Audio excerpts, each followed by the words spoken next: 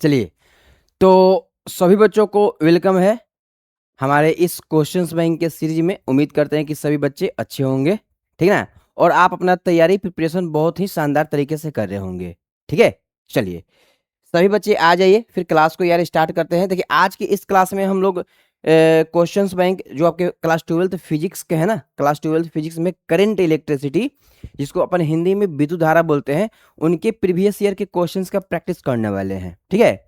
और ये बिहार बोर्ड का है, बिहार बोर्ड के सभी क्वेश्चंस को करवा रहे हैं, ठीक है। यदि आप इनमें से कोई बच्चा यूपी बोर्ड के लिए देख रहे होंगे तो आप बिल्कुल देख सकते हैं, ठीक है। ठीक है, क्वेश्चंस आपको क्वेश्चंस का वैरायटी पता चल जाएगा, ठीक है। चलिए, तो स्टार्ट करते हैं। आज का ये लेक्चर बहुत इंपॉर्टेंट लेक्चर है।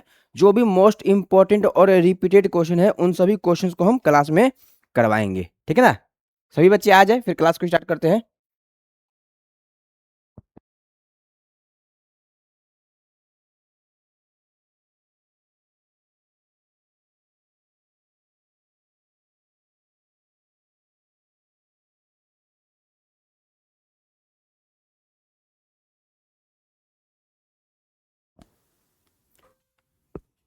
चलिए, अब देखिए बात क्या करते हैं हम, ध्यान से बात को समझिएगा।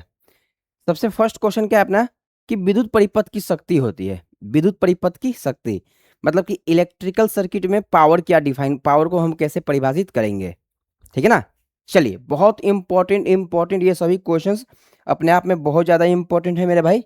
ध्यान से बातों को समझिएगा, ठीक है। हम A to Z चीज़ें आपको बताएंगे निश्चिंत रहिए इस चीज़ को लेकर के। चलो, सबसे पहले हम बात कर लेते हैं क्या,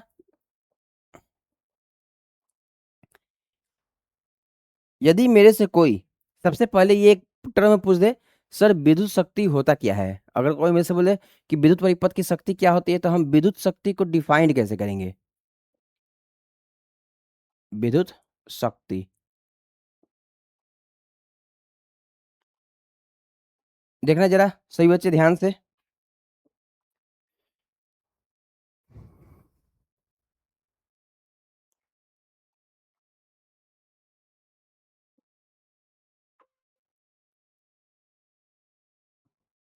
देखो, सॉल्यूशन कर रहे हैं। सबसे पहले आप विद्युत शक्ति को समझिए कि विद्युत शक्ति होते क्या है आपके। देखिए, इलेक्ट्रिकल पावर क्या होते हैं, ध्यान से बात को समझिएगा। इलेक्ट्रिकल पावर, जैसे कि मान के चलते कोई भी इलेक्ट्रिकल सर्किट में क्या होता है, रेजिस्टेंस होता है, ठीक है। तो रेजिस्टेंस क्या करता है, एनर्जी को एब्जॉर्ब करता है, मतलब कि सोखता है ना, सोखता है। तो विद्युत शक्ति डिफाइंड होगा कोई विद्युत परिपथ के लिए। एक मिनट रुकिए जरा। विद्युत शक्ति कोई डिफाइन होता है विद्युत परिपथ के लिए, और इसको डिफाइन क्या करेंगे कि विद्युत परिपथ में प्रति सेकेंड खर्च होने वाले विद्युत ऊर्जा को विद्युत शक्ति कहते हैं। क्या बेटा, विद्युत परिपथ में प्रति सेकेंड खर्च होने वाले विद्युत ऊर्जा को हम लोग क्या कहते हैं, विद्युत शक्ति कहते हैं, ठीक है। लिखेंगे ना। चलो, तो यहां पर से ध्यान से बात को समझना, लिखेंगे विद्युत, देख लेना मेरे प्यारे प्यारे भाई। यहां पर हम स्टेटमेंट्स लिख देते हैं ताकि बच्चों को समझ में आ जाए।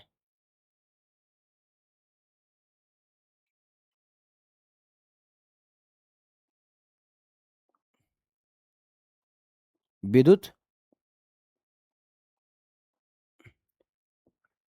परिपथ में, विद्युत परिपथ में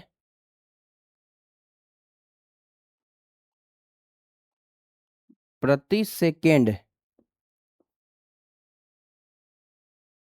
खर्च होने वाले, प्रति सेकेंड खर्च होने वाले विद्युत ऊर्जा को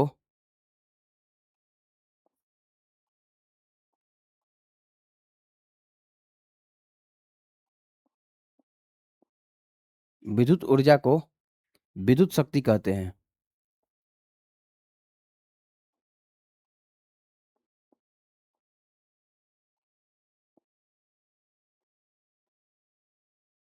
चलिए, आ गया समझ में, ठीक है। ये एक स्टेटमेंट्स इसलिए लिखवा दिए आपको ताकि आपको स्टेटमेंट्स याद रहेगा एग्जाम के टाइम तक, ठीक है। ये स्टेटमेंट्स बहुत ज्यादा इंपॉर्टेंट है कि सर विद्युत परिपथ में प्रति सेकेंड कितना, पर पर सेकेंड खर्च होने वाले विद्युत ऊर्जा को क्या कहते हैं, विद्युत शक्ति कहते हैं। और इसको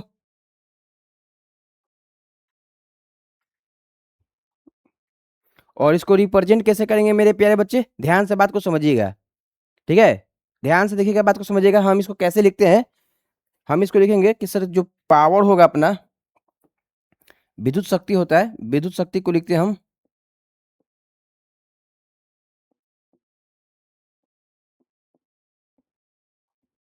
देखिए विद्युत शक्ति इज इक्वल टू,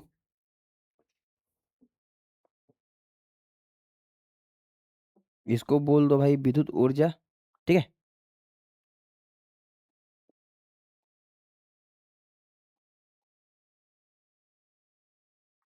इसको क्या बोल देंगे,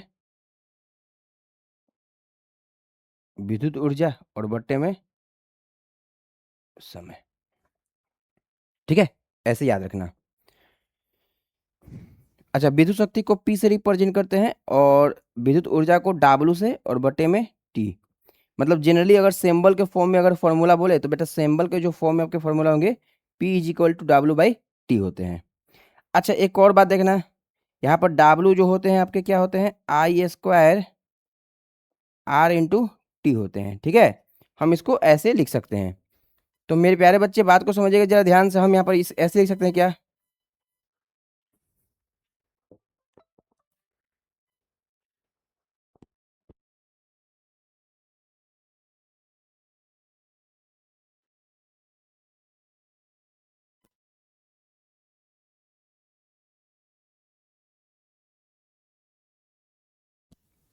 अब यहाँ से देखिए P बराबर W बाई टी है ना, तो P बराबर W बाई टी में हम लोग W का मान पुट कर देंगे, तो आई स्क्वायर आर टी पुट कर देते हैं, ध्यान से देखो जरा। तो P क्या आ जाएगा, P आ जाएगा आपका आई स्क्वायर आर टी और बटे में टी। तो यहाँ से P देखिए क्या आ जाएगा, आई स्क्वायर इंटू आर आ गया। चलिए अब देखिए, अब आते हैं क्वेश्चंस की तरफ। अब देखिए क्वेश्चंस क्या कहता है, एक पहला डेरिवेशन हो गया आई स्क्वायर आर, क्या बोल रहा है कि विद्युत परिपथ की शक्ति क्या होती है, तो आई स्क्वायर आर कहीं दिख रहा है, ऑप्शन में आई स्क्वायर आर कहीं दिख नहीं रहा है सर। अब क्या करेंगे भाई, अब क्या करेंगे, हम लोगों ने डेरिवेशन को यहाँ तक देखा कि भाई P equal to I square R होता है। अब हम क्या करेंगे मेरे प्यारे बच्चे, हम ओम्स लॉ को अप्लाई कर देंगे सीधे, डायरेक्टली आपको कुछ नहीं करना है, ओम्स लॉ को अप्लाई कर देना है। देखो जरा ध्यान से बात को समझना, यहाँ पर अगर हम अकॉर्डिंग टू ओम्स लॉ के नियम के अनुसार लिखें, हम यहाँ पर क्या लिखते हैं भैया, ओम्स ओम्स लॉ के नियम के अनुसार, ध्यान से मेरी बात को समझना, यहाँ पर गौर करना, जरा इंपॉर्टेंट चीजें बता रहे हैं, ठीक है। यहाँ से देखो, ओम की नियम, ओम्स लॉ से, ओम्स लॉ से अगर हम ओम्स लॉ से देख रहे हैं तो क्या बोलेंगे सर, V बराबर क्या होता है, आई आर होता है, V बराबर आई आर होता है, V बराबर बेटा आई आर होता है, ठीक है। चलो वहां देखो क्या है, I का मान है, तो I का मान क्या हो जाएगा, V बटे आर हो जाएगा, बोल सकते हैं, ठीक है भैया। अब देखो पावर क्या हो जाएगा, आई स्क्वायर आर है, तो V बटे आर का होल स्क्वायर इंटू में आर लिखा जाएगा। तो पावर क्या लिखेंगे, देखो ऊपर में क्या हो गया, ऊपर में बेटा V स्क्वायर हो गया और बटे में आर हो जाएगा, क्यों, क्योंकि आर स्क्वायर होगा तो एक आर कैंसिल हो जाएंगे, ये हो गए। एक तीसरा फॉर्मूला ये आ गया, इस फॉर्मूला पर फोकस कीजिएगा, P क्या आया, V स्क्वायर बाई आर आया, ये ऑप्शन में है क्या, कहेंगे जी सर बिल्कुल, ऑप्शन नंबर सी को आप देख सकते हैं, P is equal to V square by R, आपका ऑप्शन नंबर सी करेक्ट सही है, ठीक है। मतलब कि इसमें भी आपसे डेरिवेशन पूछ दिया है ना, और डेरिवेशन हम इसलिए करवा दें कि आपको 2 मार्क्स और 1 मार्क्स में भी चीजें क्लियर रहेंगे, कोई डाउट नहीं रहेगा। आए क्या समझ में, चलिए देखिए हम डिटेल से इसलिए पढ़ा दिए ताकि आपको क्या रहेगा ना, कि आपको मतलब कोई भी कन्फ्यूजन नहीं रहेगा, इससे रिलेटेड कोई भी डेरिवेशन पूछ दे, कभी भी पूछ दे, मतलब 2 मार्क्स में पूछ दे, 1 मार्क्स में पूछ दे, तो भी आप इसको अटेम्प्ट कर सकते हो, इसमें कोई बड़ी चीज़ें है नहीं, बेसिक फंडामेंटल चीज़ों को ही यूज किया गया है, केवल डिफिनेशंस पर थोड़ा फोकस करना पड़ेगा। चलिए बढ़ते हैं नेक्स्ट क्वेश्चंस की तरफ, यदि ये क्वेश्चंस क्लियर है तो चलिए, इसलिए देखिए हम सुंदर सुंदर राइटिंग में भी लिख दिए हैं, आपको भी साथ साथ नोट्स करते रहना पड़ेगा। रुकिए हम जरा देख लेते हैं क्वेश्चंस बैंक में, ठीक ना, क्वेश्चंस बैंक में सही है कि नहीं, क्वेश्चंस बैंक में सब ऑप्शन ऑप्शन ऑप्शन सही है कि नहीं, नहीं तो पता है कि बहुत सारे क्वेश्चंस बैंक में एक गलत भी देते हैं, ठीक है। तो कहाँ पर था, विद्युत शक्ति की, विद्युत परिपथ की शक्ति होती है, चलो ठीक है, बिल्कुल सही है भाई। और ये क्वेश्चन देखो हम इसलिए डिटेल से करवा दिए ना भाई ये क्वेश्चन, कि ये क्वेश्चन आपके 2016, 19, 21, 25 और 2026 तक आया आया हुआ है क्वेश्चन है, तो मल्टीपल टाइम्स आया है। विद्युत वाहक बल की बीमा होती है, ये नेक्स्ट क्वेश्चन भी बढ़िया है भाई। विद्युत वाहक बल की बीमा होती है, देखो विद्युत वाहक बल की बीमा क्या होती है ना। ध्यान से बात को समझना, विद्युत वाहक बल की बीमा को। चलो इसका भी एक्सप्लेनेशन कर ही देते हैं, ध्यान से देखो। इसमें क्या करेंगे सर, विद्युत वाहक बल में देखो हम लोग क्या जानते हैं, अपन के पास आइडिया क्या होता है, जो आपके विद्युत वाहक बल को ईएमएफ पढ़ा जाता है, क्या ईएमएफ, है ना। अच्छा विद्युत वाहक बल बोले या फिर वोल्टेज बोले, कोई फर्क पड़ता है? कोई भी फर्क नहीं पड़ेगा सर, कोई भी फर्क नहीं पड़ेगा, दोनों सेम चीजें ही हैं, है ना। चलो, तो यहाँ पर क्या बोलेंगे, आपको कार्य देख लेना है, कितना वर्क हुआ है कार्य देख लेना है, यहाँ पर आवेश देख लेना है। कोई बच्चा बोलेंगे सर मेरे को समझ में नहीं है, आपने कैसे लिख दिया। मेरे बच्चे, मेरे प्यारे बच्चे, अब भी बराबर डब्ल्यू बाई क्यू पढ़े क्या? अगर मेरे प्यारे बच्चे अब भी बराबर हम डब्ल्यू बाई क्यू की बात करें, कि भी बराबर आप डब्ल्यू बाई क्यू पढ़े हैं? बिल्कुल पढ़े हैं, आपको तो हम पढ़ाए ही हैं, भी बराबर डब्ल्यू बाई क्यू, है ना। एकांक धन आवेश को अनंत से किसी बिंदु तक लाने में किया गया कार्य उस बिंदु का विभव कहलाता है। याद है ना, सभी चीजें हमने पढ़ा रखा है, ऐसे कुछ भी तो है नहीं कि पढ़ा नहीं रखे हैं। चलो, अब ये हमने फॉर्मूला को लिख दिया। एक बात मेरे बच्चे ध्यान से बात को समझिएगा, इंपॉर्टेंट चीजें क्या बता रहे हैं, इंपॉर्टेंट चीजें इसमें क्या है, ध्यान से आपको देखना पड़ेगा। यहाँ पर देखिए, यहाँ पर हमने आपको ईएमएफ क्या बताया भैया, कार्य बटे आवेश होता है। अब कार्य का आपको ऐसा ही मात्रक नहीं, आपको बीमा सूत्र लिखना पड़ेगा। तो मेरे को यदि ईएमएफ ईएमएफ का यदि मेरे को बीमा सूत्र चाहिए, तो हम इसको ब्रैकेट के अंदर लिख सकते हैं, क्या ई एम एफ लिख सकते हैं? जी बिल्कुल लिख सकते हैं, नो डाउट। और इसके बाद देन आफ्टर डेट हम लोग इस प्रकार लिख सकते हैं, क्या क्या लिख सकते हैं भैया बताना जरा। हम लोग ऐसे लिख सकते हैं क्या सर, ये जो स्क्वायर ब्रैकेट होता है ये बीमा को बताता है, कार्य की बीमा लिख सकते हैं, बिल्कुल लिख सकते हैं। और नीचे में आवेश की बीमा बिल्कुल लिख सकते हैं, हो गया। ईएमएफ क्या हो गया, कार्य की बीमा और आवेश की बीमा। अच्छा कार्य क्या होता है, वर्क क्या होता है, बल गुने विस्थापन होता है ना, बल गुने विस्थापन। तो इसका बीमा आपको डायरेक्टली याद रखना पड़ेगा। देखिए फोर्स मतलब कि वर्क होता क्या है, फोर्स इनटू डिस्प्लेसमेंट। तो फोर्स का क्या होता है, M L T - 2 होता है, ठीक है। और एक डिस्प्लेसमेंट का क्या होता है, ML² आ जाएगा। तो नेक्स्ट स्टेप में अगर बात की जाए, और ईएमएफ की बीमा की यदि हम बात करें, ध्यान से देखना जरा,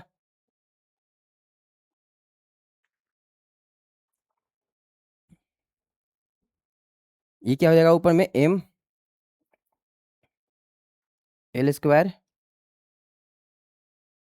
- 2, सही है। और आवेश का क्या होता है, AT होता है। आपको इसमें कंफ्यूजन नहीं होना चाहिए, आप इसको, ठीक है, आप इसको छोड़ सकते हो, वैसे सही है। और नेक्स्ट स्टेप में आप इसका आंसर बिल्कुल करेक्ट कर सकते हैं, नो डाउट। अब आप आंसर के बिल्कुल नज़दीक हैं, देखना जरा क्या लिखने वाले हैं। यहाँ से हम यदि ईएमएफ लिखना चाहते हैं, ईएमएफ की बीमा,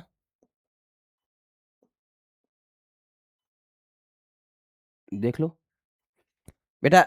एम सबसे पहले ML हो जाएगा, ML² हो जाएगा, बिल्कुल हो जाएगा सर, ML²। T⁻³ हो जाएगा, कहेंगे सर बिल्कुल हो जाएगा।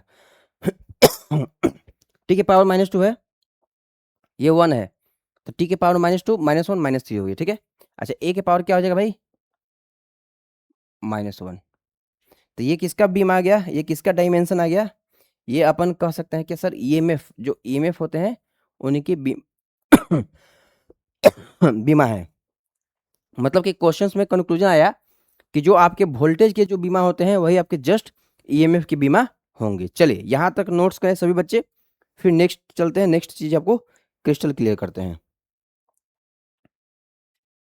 ML² T⁻³ A⁻−1 कहीं पर दिख रहा है ऑप्शन में? कहेंगे जी सर बिल्कुल दिख रहा है, क्यों नहीं दिख रहा भाई? ऑप्शन नंबर डी को मार्क करेंगे, सही यहाँ तक।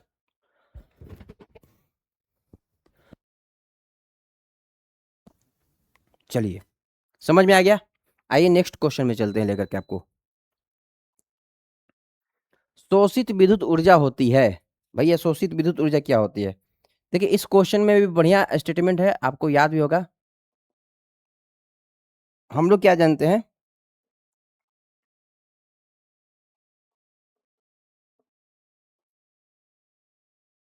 V इंटू आई इंटू टी होता है, याद है? बस फॉर्मूला पर, ये केवल क्वेश्चन है, फॉर्मूला पुटिंग क्वेश्चन है।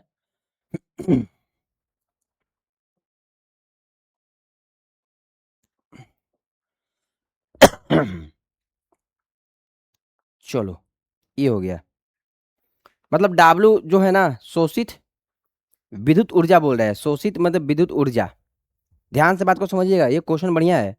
तो शोषित विद्युत ऊर्जा में क्या है, W बराबर क्या होता है, VIT। W बराबर क्या हम लोग क्या पर रखे हैं, I²RT पर रखे हैं ना, तो वहां से VIT हो जाएगा यदि ओम्स लॉ के अकॉर्डिंग चलते हैं। तो हम देखते हैं यार, यदि करेंट और टाइम को कांस्टेंट कर दें तो जो W है सीधे सीधे क्या किया गया, क्या आपके विभवांतर के समानुपाती होगा। तो क्या बोलेंगे, शोषित विद्युत ऊर्जा विभवांतर के कहाँ पर है भाई, समानुपाती, विभवांतर के समानुपाती होती है। इसको मार्क कर लेंगे, ये बढ़िया क्वेश्चन है, ठीक है। चलो कंफ्यूज मत होना बच्चे, कंफ्यूज नहीं होना है आपको इस क्वेश्चन में। आप ऐसे नहीं कि आप ये U बराबर 1/2 CV², एनर्जी U जो होता है, याद रखेगा मेरे प्यारे बच्चे, शोषित विद्युत ऊर्जा, ठीक है ना। आप आप हमेशा याद रखेगा कि U बराबर 1/2 CV² में कैपेसिटर एनर्जी को स्टोर करता है, सोखता नहीं है, खाता नहीं है, स्टोर करता है, ठीक है। तो वहां से गलत हो जाएगा ये चीजें। नेक्स्ट देख लो, दो सेलों जिनके विद्युत वाहक बल E1 और E2 है तथा आंतरिक प्रतिरोध R1 R2 है, समानांतर क्रम में जोड़ा गया है, जिसका समतुल्य विद्युत वाहक बल होगा। तो ये तो बहुत ही आसान है भाई, याद है, आप याद भी होगा आपको, पढ़े भी होंगे, तो यहाँ से सीधे लिख दीजिए। सॉल्यूशन में देखिए क्या लिखेंगे, लिखेंगे सर, जो आपका ईएमएफ होगा, पैरेलल की बात की जा रही है। या एक बात और याद रखिएगा कि भैया बात जो हो रहा है अपना पैरेलल में हो रहा है। तो देखिए पैरेलल का केस में क्या करते हैं, ध्यान से देखिएगा जरा, चीजों को समझिएगा। देखिए दो गो सेल है, एक E1 और E2 है, उनका आंतरिक प्रतिरोध क्या है, E1 और E2, सॉरी आंतरिक प्रतिरोध नहीं, R1 और R2, और ईएमएफ क्या दे रखा है, E1 और E2 दे रखा है, E1 और E2 दे रखा है। तो ध्यान से मेरी बात को समझिएगा, जब इसका हम ईएमएफ निकालते हैं, जब इसका हम ईएमएफ निकालते हैं, तो ईएमएफ निकालते टाइम, ईएमएफ निकालते टाइम क्या करते हैं भैया, ईएमएफ निकालते टाइम पहले वाले का ईएमएफ तो दूसरे वाले के ईएमएफ के आंतरिक प्रतिरोध के साथ गुना कर देते हैं। काम यही करना है, बस आसान काम है, ठीक है ना। जैसे E1 R2 plus E2 R1, और नीचे क्या कर देंगे, कुल प्रतिरोध मतलब कुल आंतरिक प्रतिरोध कर देंगे R1 plus R2, R1 plus R2, आसान है ना। चलिए लिखते हैं इसको, क्या लिखते हैं देखो ध्यान से, E1 R2 plus E2 R1, ठीक है। और नीचे क्या करना है, कुल आंतरिक प्रतिरोध R1 प्लस R2। ये देखिए, ये तो ऐसे ऐसे तो हम डायरेक्ट लिखवा दिए, पर ये अपने डेरिवेशन का पार्ट है, और डेरिवेशन आप किए होंगे तो आपको पता भी होगा, ऐसा कुछ खास है नहीं इसमें।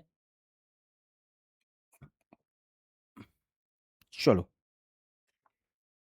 E1 R2 कहाँ पर है भाई, E1 R2 E2 R1, option number B को देखो जरा, ये सही होगा, E1 R2 plus E2 R1, नीचे में R1 प्लस R2। यदि ये पैरेलल में होंगे तब की बात की जा रही है, ठीक है। चलो नोट डाउन करो इसको, इंपॉर्टेंट क्वेश्चन है ये भी आपका, कहीं ना कहीं इंपॉर्टेंट क्वेश्चन में आएगा कि सर जो ईएमएफ होता है, आपका करो पहले वाले ईएमएफ को दूसरे वाले ईएमएफ के आंतरिक प्रतिरोध के साथ गुना करना है, फिर प्लस का साइन देना है, फिर प्रक्रिया को पलट देना है, मतलब आपकी E2 रहेगा तो R1 आ जाएगा, नीचे आंतरिक प्रतिरोध का कुल योग आ जाएगा, टोटल आंतरिक प्रतिरोध भी बोल सकते हैं, और क्या।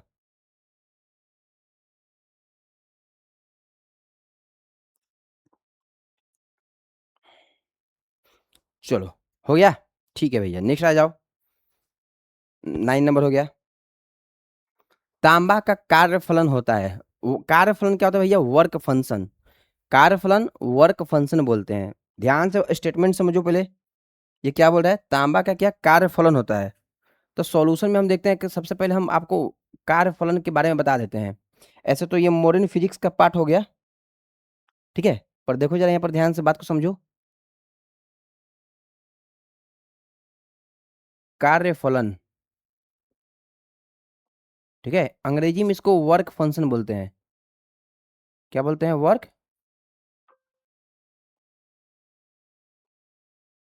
फंक्शन। क्लियर? क्या सभी बच्चों को क्लियर किया? कार्यफलन या वर्क फंक्शन, देखिए हम बोल देते हैं, ठीक है, या फिर लिख भी देंगे, थोड़ा सा देख लो, कोई दिक्कत है नहीं। वर्क फंक्शन या फिर कार्यफलन वह मिनिमम एनर्जी है जो किसी धातु से इलेक्ट्रॉन को निकालने के लिए आवश्यकता होता है। मतलब यदि मान के चलो ये पेन पेन कोई धातु है, याद रखना मेरे प्यारे बच्चे, ये पेन कोई क्या है? मेटल्स है। इस पेन से, सॉरी, ये कोई पेन जो है मेटल्स का पेन है, जैसे आयरन का हो गया, कॉपर का हो गया, ऐसा कुछ हो गया। तो इस पेन से मेरे को इलेक्ट्रॉन निकालने के लिए जितनी ऊर्जा की आवश्यकता होगी वह इस पेन का कार्यफलन कहलाएगा, वर्क फंक्शन कहलाएगा। ठीक है, आपने यार मॉडर्न फिजिक्स में पढ़ रखा भी होगा कि वर्क फंक्शन को, या फिर क्लास 11th में हम केमिस्ट्री में पढ़ रखे होंगे। ठीक है,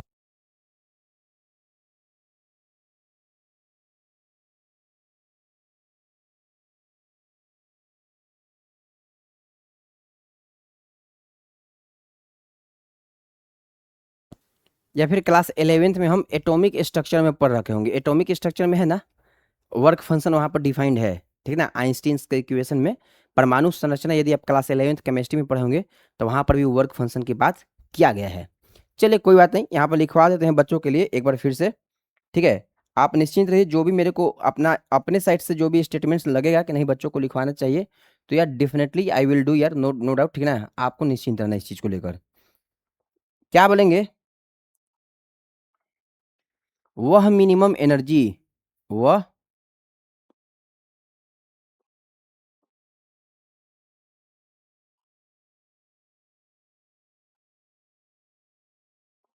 मिनिमम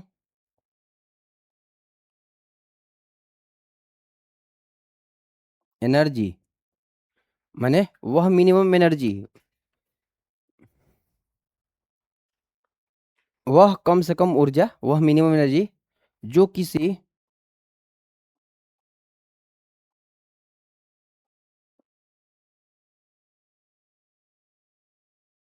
धातु के सतह से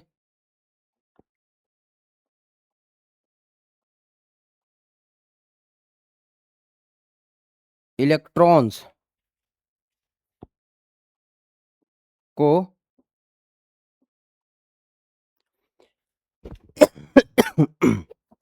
बाहर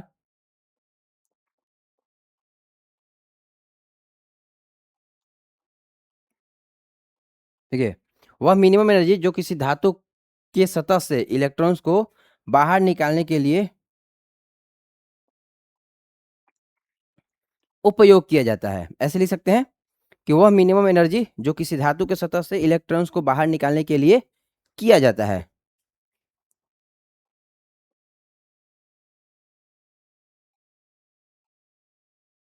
चलिए हो गया। अब नेक्स्ट देख लो क्या बोल रहा है, तांबा, कॉपर का वर्क फंक्शन कितना होता है? तो भैया जो आपके कॉपर होते हैं इनका वर्क फंक्शन 4.7 इलेक्ट्रॉन वोल्ट के बराबर होता है। ठीक है, और इस सोडियम के भी होते हैं, और भी मेटल्स के डिफाइन है, पर हमने यार कॉपर का लिख दिया कि 4.7 आपके होते हैं। ठीक है, चलो 4.7 इलेक्ट्रॉन वोल्ट बोलेंगे। अच्छा, बाहर निकालने के लिए किया जाता है, ऐसे नहीं लिखते हैं, थोड़ा सा रुक जाओ बच्चे, एक मिनट देखना, थोड़ा सा मिस्टेक हो गया लास्ट पॉइंट में। वह मिनिमम एनर्जी जो किसी, यहाँ पर देखना, वह मिनिमम एनर्जी, मैंने वह मिनिमम एनर्जी, ठीक है, ये हो गया पॉइंट। वह मिनिमम एनर्जी जो किसी धातु के सतह से इलेक्ट्रॉन को बाहर निकालने के लिए आवश्यक होता है,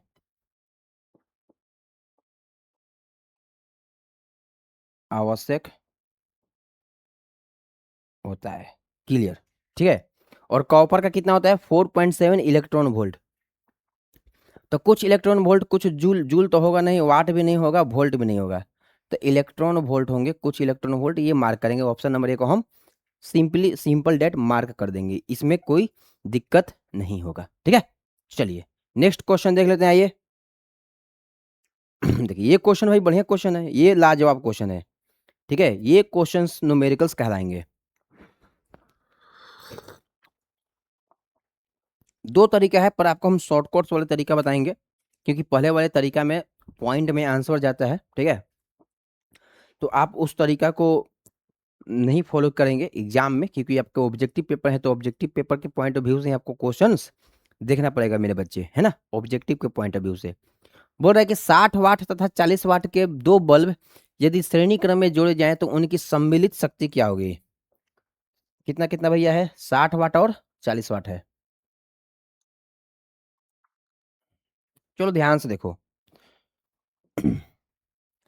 देखो क्या है, एक फॉर्मूला होता है कि पी सीरीज, मैंने मान के चलो 60 वाट है, 40 वाट के दो बल्ब हैं। बल्ब दो नहीं हो सकते, दो से ज्यादा भी हो सकते हैं, नो डाउट, पर यहाँ 60 वाट और 40 वाट के दो बल्ब की बात की जा रही है, और दोनों को क्या बोल रहा है? श्रेणी क्रम में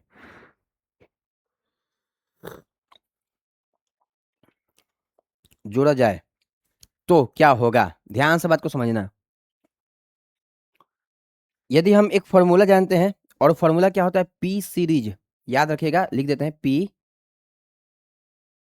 सीरीज मतलब श्रेणी क्रम इज इक्वल टू, मेरे प्यारे बच्चे इस फॉर्मूला को आपको केवल एज इट इज याद रखना है फिलहाल के लिए। ठीक है, ऐसे आप पढ़े भी होंगे, आपके सर पढ़ाए भी होंगे। P1 P2 और नीचे में P1 प्लस P2, बस इतना याद रखना है। ये फॉर्मूला आपके बहुत ज़्यादा इंपॉर्टेंट है एग्जाम के पॉइंट ऑफ व्यू से।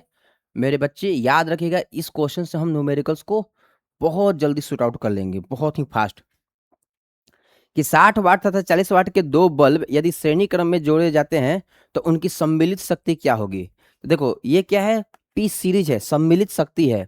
P1 P2 बटे में P1 प्लस P2 हो जाएगा। कैसे होगा? डेरिवेशन में आप पढ़े होंगे। ठीक है, ये फॉर्मूला होता है श्रेणी क्रम के लिए, याद रखना।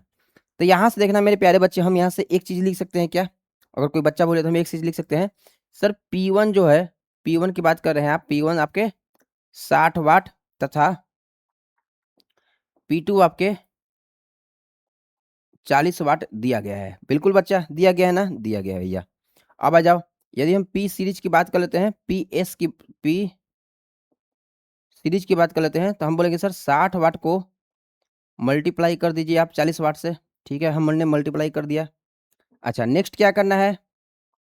नेक्स्ट क्या करना है जी? सर जी नेक्स्ट जो है आपको 60 वाट और प्लस 40 वाट को ऐड कर देना है। हो गया? चलिए नेक्स्ट देखिए, अगर हम पी सीरीज की बात कर रहे हैं तो क्या आ जाएगा? इसको बोलेंगे बेटा 2400 वाट, 2400 वाट, और ये 6 4 10, 100 वाट। आप देख रहे हो जीरो से जीरो कैंसिल, और यहाँ से देखना जो पी सीरीज होंगे ये आपके 24 वाट के इक्वल आ गए, 24 वाट के इक्वल आ गए। ठीक है, चलिए कहाँ पर है भाई? 24 वाट है क्या? बिल्कुल है। ऑप्शन नंबर डी को पुट कर दीजिए, हो गया आंसर। ऑप्शन नंबर डी आपके बिल्कुल करेक्ट होंगे।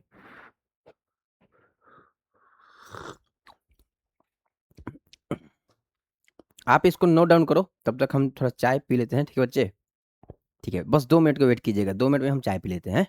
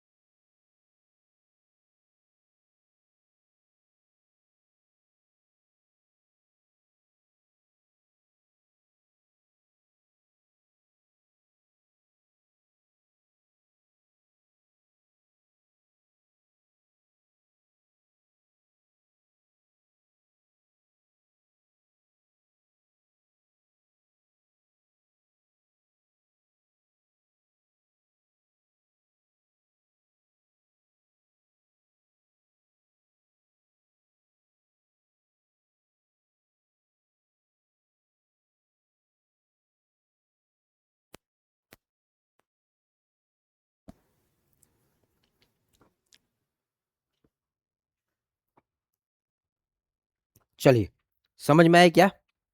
ये क्वेश्चंस इंपॉर्टेंट क्वेश्चन था, और ऐसे क्वेश्चन देखिए, ये भले क्वेश्चंस आपके बिहार बोर्ड में है, पर ये अपने नीट पेपर में भी क्वेश्चन पूछा हुआ है ना?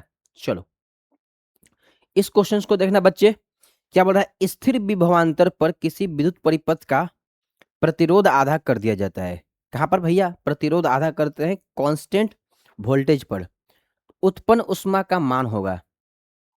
देखिए, उष्मा हीट हीट के बारे में बात की जा रही है, हीट के बारे में। एच क्या होता है? V square by R into T होता है ना? एच का मान, एच माने कैपिटल एच, मतलब हीट की बात कर रहे हैं बेटा। V square by R into T होता है। ध्यान से देखना फॉर्मूला। आइए इस क्वेश्चंस को भी बना ही देते हैं, जरा देख लो।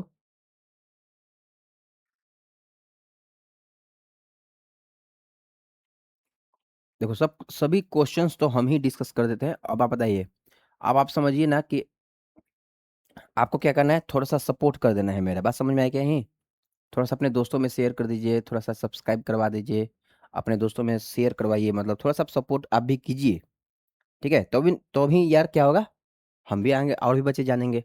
देख लो क्या होता है।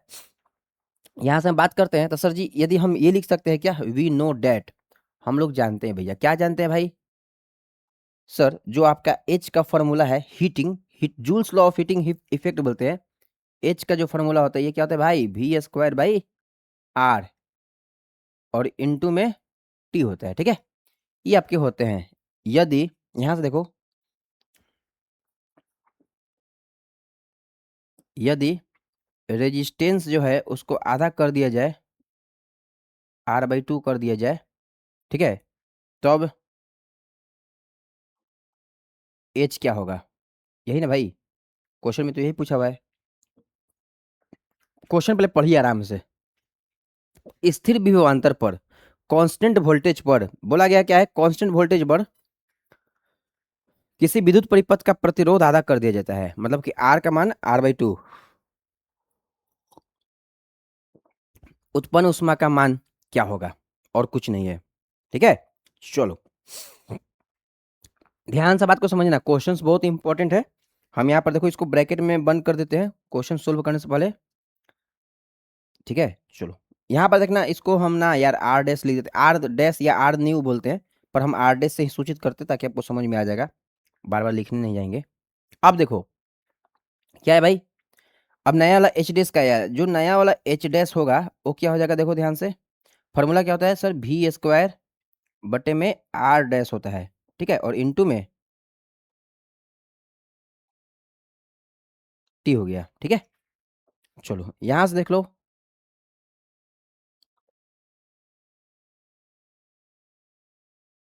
यहां से क्या बोलेंगे, जो आपके एच डैश होंगे,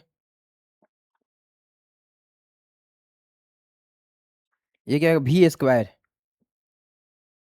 और बटे में आर डैश, आर डैश कहाँ है? ये है, R/2 हो जाएगा।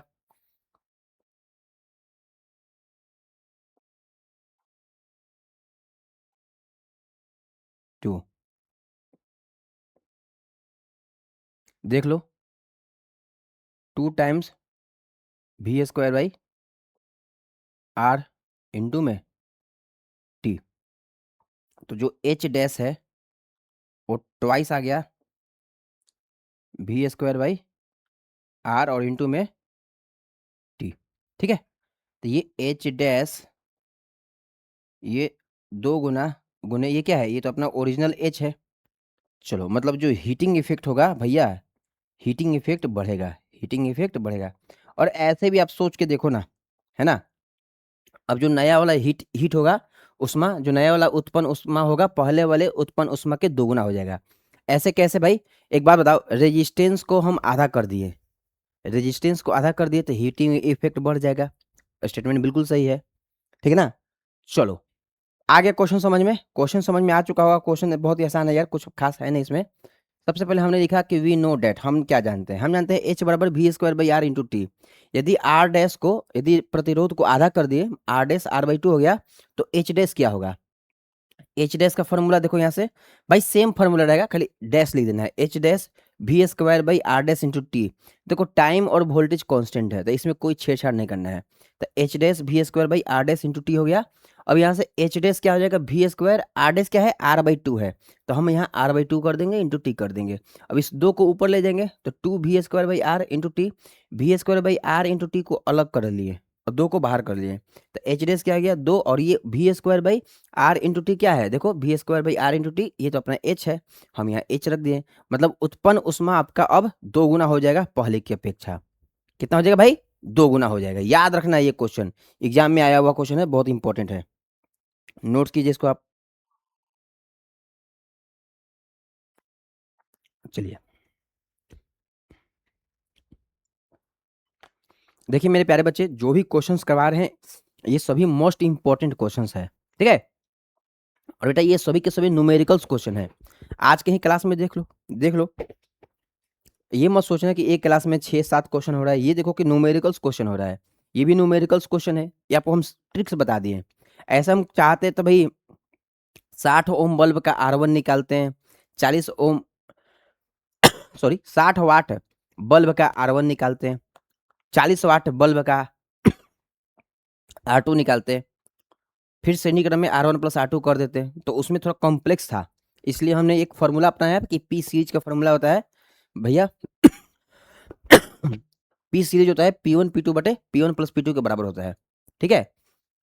P1 दिया है 60 वाट, P2 दिया है 40 वाट, तो पी सीरीज क्या हो जाएगा 60 वाट इंटू 40 वाट बटे 60 वाट प्लस 40 वाट, तो पी सीरीज क्या आ जाएगा 2400 वाट, 6 चौके 2400 वाट, नीचे कितना आ गया 6 4 10 100 वाट, जीरो से जीरो काट देंगे तो ऊपर 24 बचेगा, 24 वाट आपके बिल्कुल करेक्ट आंसर हो। मतलब सम्मिलित जो पावर है श्रेणी क्रम में वो आपके कितना हो जाएंगे मेरे प्यारे बच्चे, 24 वाट के हो जाएंगे। ये भी क्वेश्चन शानदार क्वेश्चन था, नो डाउट।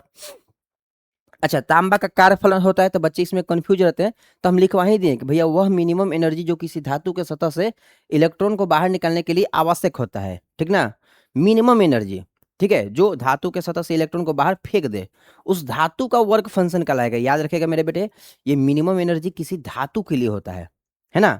हम यहाँ पर लिख देते हैं नोट्स में, मेरे प्यारे बच्चे आप कन्फ्यूज ना रहेंगे तो ज़्यादा बेहतर रहेगा, बच्चे कन्फ्यूज रहते हैं नोट्स में। देखिएगा जो मिनिमम एनर्जी होता है यहाँ पर लिख देते हैं कार्यफलन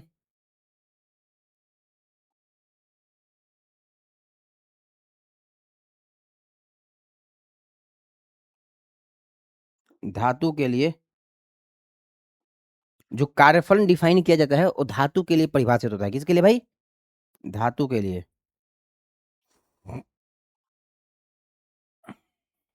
परिभाषित होता है, धातु के लिए, कोई मेटल्स के लिए, ठीक है। और याद रखिएगा ये जो इसका एसआई मात्रक हो जाएगा, एसआई मात्रक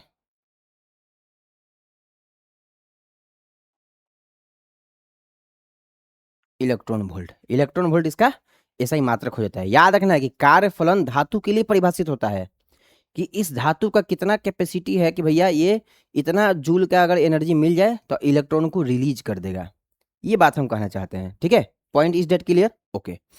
इसके पहले क्वेश्चन जो करवाएं, हाँ ये वाला question EMF E1R2 plus E2R1 ये सेलों के कॉम्बिनेशन है।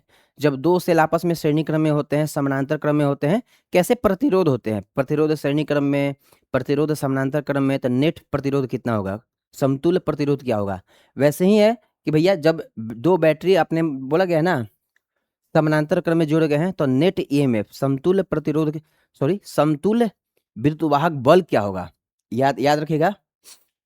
यहाँ पर लिख देते हैं, देखिए इसका भी, इसको क्या बोलते हैं, समतुल्य विद्युत वाहक बल, विद्युत